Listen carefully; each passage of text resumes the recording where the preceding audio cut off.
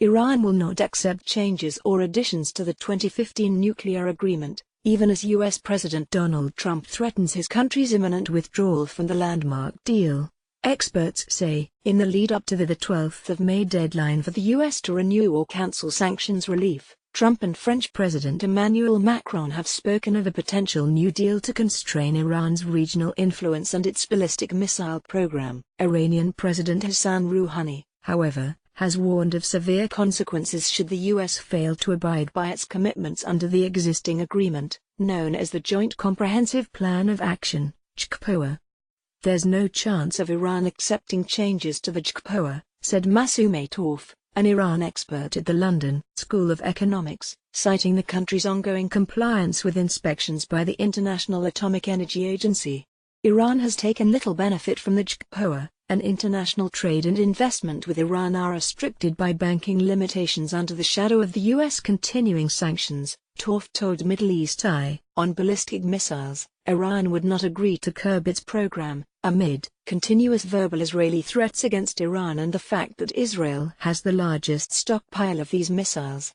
Potential global repercussions. Trump has long derided the nuclear agreement, under which Iran accepted limitations on its uranium enrichment program in return for sanctions relief, as the worst deal ever negotiated. He has repeatedly threatened a U.S. exit from the pact, which was the signature foreign policy achievement of his predecessor, Barack Obama. In a bid to appease the U.S. president, European signatories to the deal in March reportedly proposed fresh EU sanctions on Iran over its ballistic missile program and its actions in Syria's proxy war. But Macron, who last month worked to persuade Trump to stick to the JCPOA while pursuing a separate agreement to address some of their broader concerns, has since acknowledged that the U.S. president may simply get rid of this deal on his own, for domestic reasons.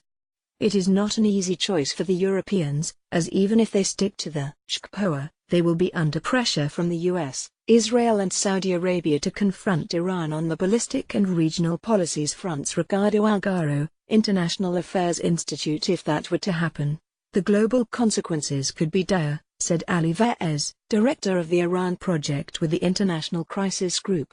Iran's reaction may not be limited to the nuclear realm.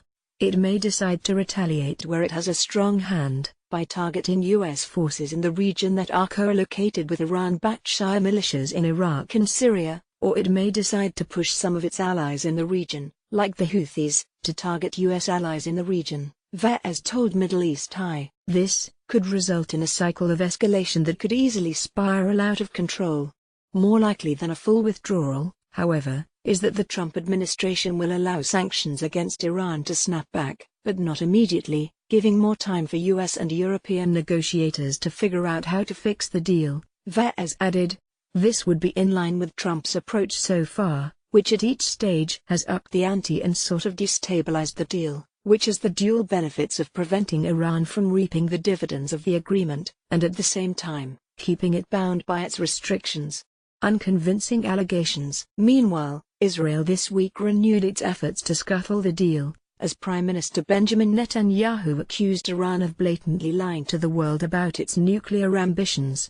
The allegations were sensational, but signatory states appeared unconvinced after Netanyahu failed to provide any evidence that Iran had violated its commitments since the deal was adopted in 2015. Netanyahu's goal is to provide Trump with a justification to leave the JCPOA and force Europe to reimpose sanctions, said Ricardo Algaro, a research coordinator at the International Affairs Institute in Rome. But by walking away from the deal, Trump would isolate the U.S., analysts note, as the Europeans, Russia and China have all indicated they will remain bound by the agreement. The Europeans are largely comfortable with the JCPOA. Their main argument is that it is the best way to keep Iran from giving in to the temptation of building nuclear weapons, Algaro told Middle East Eye. This said, they do recognize that the deal could be improved, in particular by finding a way to strengthen the guarantees that Iran will not be in the position to build a nuclear arsenal when the temporary limits to its civilian nuclear program, the so-called sunset clauses, expire 10 to 15 years from now.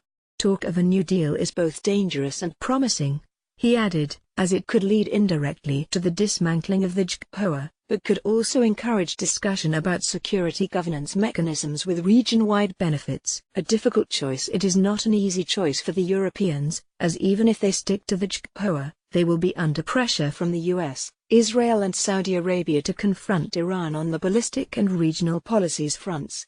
Algaro said, "The Europeans really are between a rock and a hard place." As U.S. midterm elections approach in November and the next presidential campaign looms in 2 years, Trump is aiming to distinguish himself from Obama, analysts say. Still, his policy is ridden with contradictions. Just as Trump works to paint Iran as the world's paramount threat, Secretary of State Mike Pompeo has acknowledged there is no reason to believe Tehran would immediately race to a nuclear weapon if the limits on its uranium enrichment program were lifted. Read more. Trump and Tehran. This is not 2003 and Iran is not Iraq. University of Tehran Professor Mohammad Marandi told Middle East Eye that as it stands, many in Iran believe their government has already conceded too much to the US. It would be foolish to negotiate further agreements with a government that has shown itself to be untrustworthy, he said. With regards to Iran's missile defense capabilities, when the United States and its allies act like rogue regimes, send in extremists to Syria to create a civil war, bomb Libya and destroy their country, help the Saudis strangle the people of Yemen, invade Iraq and bomb Syria illegally, and invade Afghanistan as well, then only a fool would be willing to give up his or her defense capabilities.